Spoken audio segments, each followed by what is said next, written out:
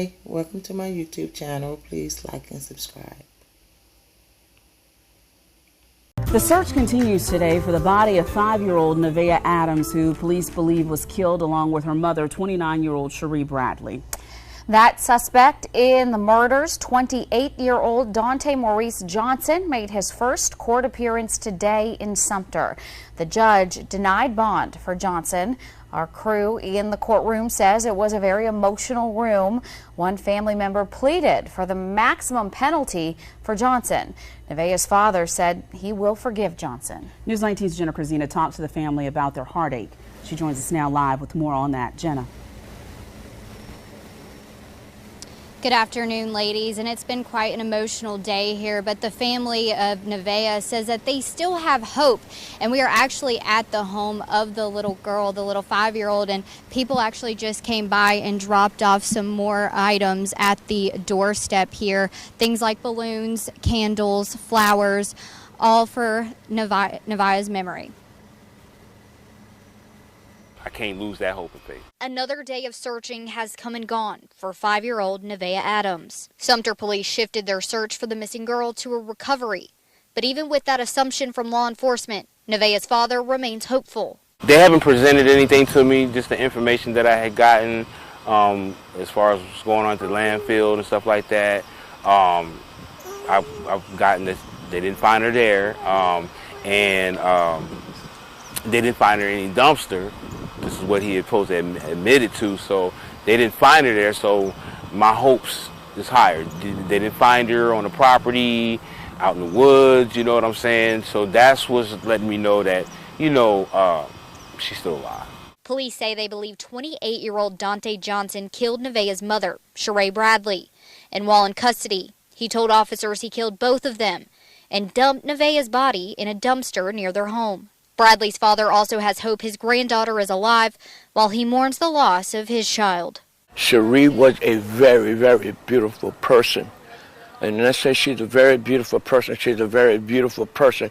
Mentally, physically, and personality, everything was beautiful about her. She was not a bad person. She certainly didn't deserve what she got. Officers conducted both aerial and ground searches on Wednesday here in Sumter, while no traces of Nevaeh yet. Her father, DePray Adams, won't give up as he prays to see his daughter again. I would be holding her right now. I wouldn't even say, I'd be holding her and crying. So I couldn't say anything, you know what I'm saying? Just holding her so tight.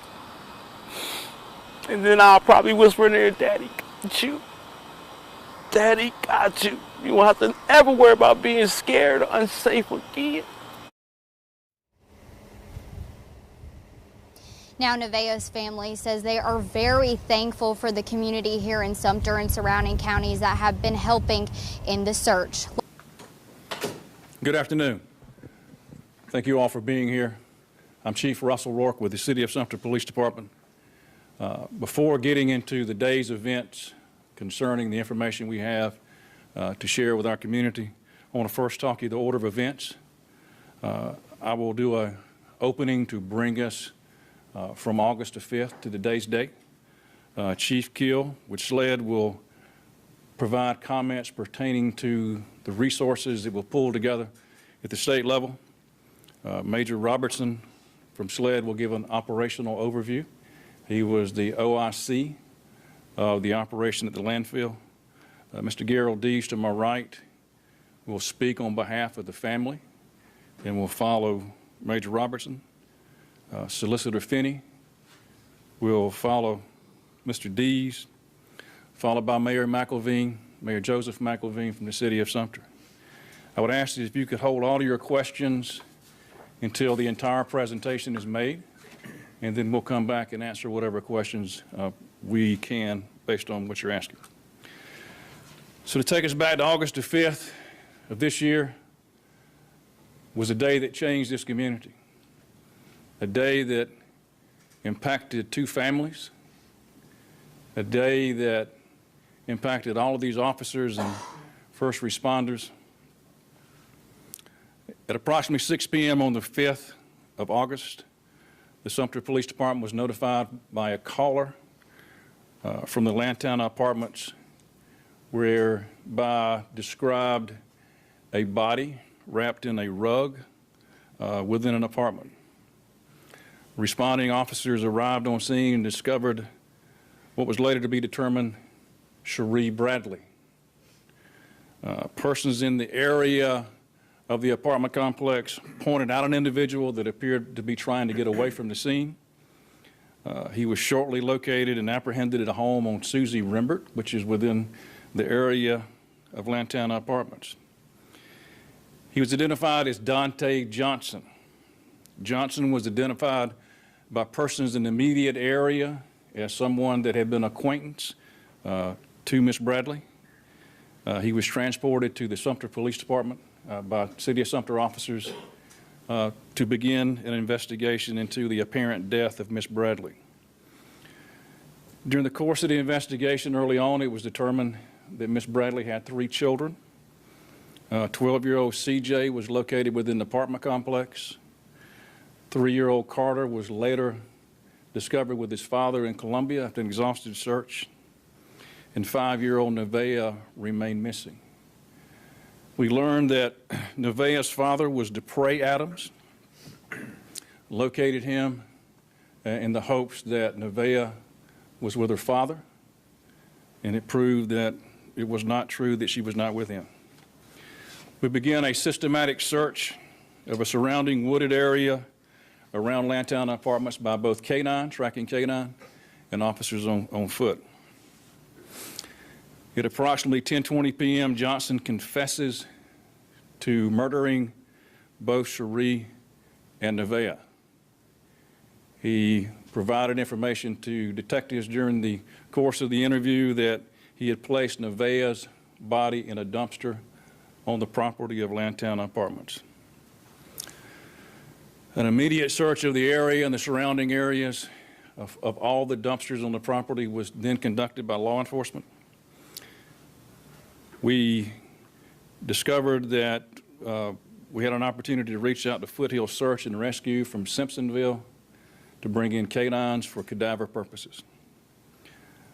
We learned that once we determined that Nevaeh was placed in the dumpster, the process in our county is once the debris is picked up through the dumpster, the truck takes it to Brewington Road, which is a transfer station.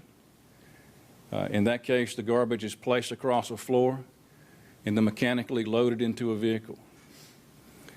Officers from the police department and the Sumter County Sheriff's Office searched the debris that was at the location to no avail.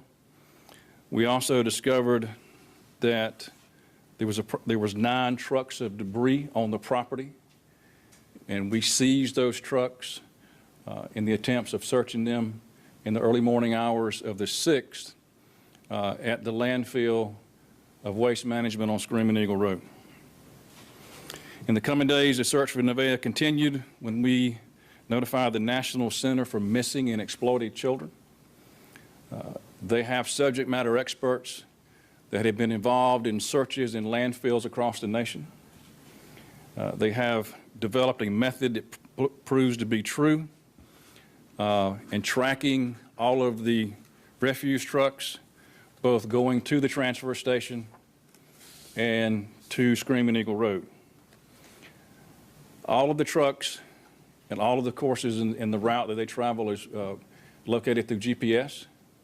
So they were able to determine, based on the information that was provided at the Brewington Road transfer station and the location on Screaming Eagle Road, there was a possibility that 2 other trucks had offloaded at the Screaming Eagle facility prior to law enforcement being notified. We believe that we had about a 12 to 14 hour window from the time the crime was committed until law enforcement was notified. While that portion of the investigation is going on, we're still working the scene. We're providing blood evidence that we gathered from the scene to SLED for analysis. SLED helped us in this case in ways that's unmanageable. They gathered our evidence, they took in our evidence, and they began analyzing as soon as they got it. Based on the information that we received at the scene with the remains of Cherie and the information provided by Dontae Johnson, he was arrested for murder of Cherie Bradley the night that we began the investigation.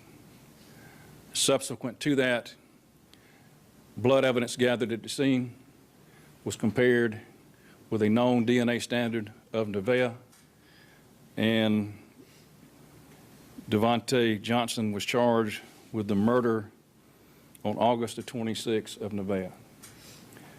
Now, we knew that this was going to be a daunting task based off the information that we received from the National Center. This is something beyond the scope that one city or one county could accomplish. We contacted our partners at the State Law Enforcement Division and began a process by which to develop a strategy to begin the search for Nevaeh's remains. As we began out that process, we realized again that it was way beyond our scope. If you see in this room all the DOT personnel, law enforcement, firefighters across the state assisted us in that operation, Major Johnson will go in greater detail in just a moment. Based on the information, we believe that our best chance of locating Nevaeh's remains was within a 5-week window, based on the information that we received from the National Center. Friday, October the 18th, proved to be a bittersweet day. We located human remains and recovered human remains in the landfill. We prepared those remains for testing. The State Law Enforcement Division's Forensics Lab did it immediately. And based on the test that was done, I was notified by Chief Keel at 11 p.m. on Friday evening that the known standard of DNA for Nevaeh was the DNA standard of the remains which was located in the landfill. It in fact was Nevaeh that we had located in the landfill. It's our hope that as we go throughout the coming days that we begin to heal as a family. We begin to heal as a community. We had an unimaginable impact on our community, an impact on a family that none of us as parents are conditioned to bury our children. We had an impact on all these officers and firefighters and everyone that had taken part in the recovery. Every day, a briefing was conducted on the operation of the day. And one of the things that we talked about that we never imagined ourselves in our career fields being in a landfill sorting through debris in attempts to locate a beautiful 5-year-old child.